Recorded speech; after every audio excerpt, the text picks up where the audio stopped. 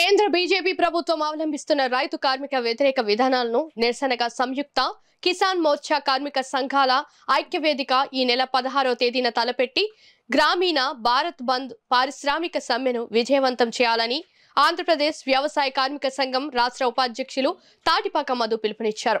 ఆంధ్రప్రదేశ్ వ్యవసాయ కార్మిక సంఘం ఆంధ్రప్రదేశ్ రైతు సంఘం ఆధ్వర్యంలో కాకినాడ జిల్లాలో 14 మండలాల్లో 100 గ్రామాల్లో కరపత్రాలు పంచుతూ ప్రచారాన్ని ఆదివారం ఉదయం స్థానిక శాంతినగర్ నుండి ఉదయం 9 గంటలకు సైకిల్ ర్యాలీ ప్రారంభమైంది. ఈ ర్యాలీను ఆంధ్రప్రదేశ్ వ్యవసాయ కార్మిక సంఘం రాష్ట్ర ఉపాధ్యక్షులు తాటిపాక మధు ప్రారంభించారు. ఈ కార్యక్రమానికి ఉద్దేశించి తాటిపాక మధు తోకల ప్రసాద్లు మాట్లాడుతూ నరేంద్ర మోదీ వ్యవసాయం, పరిశ్రమలు, గనులు, విద్యుత్, అటవీ సంపదలను రవాణా బ్యాంకులు, ఎల్ఐసి తదితర సంస్థలన్నింటినీ ఆదాని, అంబానీ తదితర కార్పొరేట్ కంపెనీలకు అప్పనంగా అప్పుచెబుతున్నారని వారు విమర్శించారు. ఈ కార్యక్రమంలో ఏఐటియుసి నాయకులు అన్నవరం రామన్న శ్రీనివాసరావు, వ్యవసాయ కార్మిక సంఘం నాయకులు అప్పలరాజు, రమేష్, నాగయ్య తదితరులు పాల్గొన్నారు.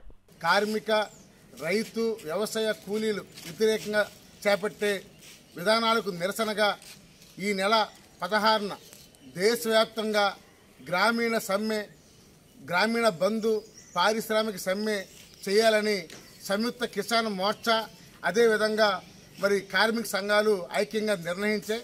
అందులో భాగంగా కాకినాడ జిల్లాలో మరి 21 మండలాల్లో ఉన్న సుమారు 14 మండలాల్లో 150 గ్రామాల్లో 2 రోజుల పాటు ఏఐటిసి జిల్లా ప్రధాన కార్యదర్శి కామిడి తోకల ప్రసాద్ గారు నాయకత్వంలో 2 రోజుల పాటు విస్తృతంగా పర్యటించి గ్రామీణ బంధ ప్రసారం చేసి 16న జరిగే సమ్మెను జయప్రదం చేయాలని కాకినాడ జిల్లా ప్రజలకు కోరడం జరుగుతుంది. కాకినాడ జిల్లాలో దిగ్విజయంగా విజయవంతం చేసే విధంగా, స్వచ్ఛందంగా రైతులకు మద్దతు చేసే విధంగా అటు గ్రామీణ ప్రాంతాలు, ఇటు పారిశ్రామిక అన్ని కూడా పారిశ్రామిక బంద్ నిర్వహించాలని చెప్పేసి కోరుతున్నాం.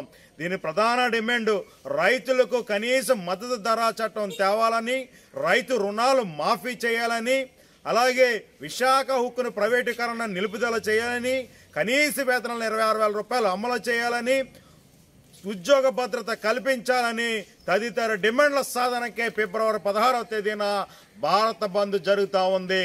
ఈ భారత బంద్కు ప్రజలు, పారిశ్రామికవేత్తలు, గ్రామీణ ప్రాంతాలు అందరూ కూడా స్వచ్ఛందంగా సహకరించాలని బీకేఎంయు ఏఐటిసి ఆధ్వర్యంలో మేము అలా తెలియజేస్తా ఉన్నాం.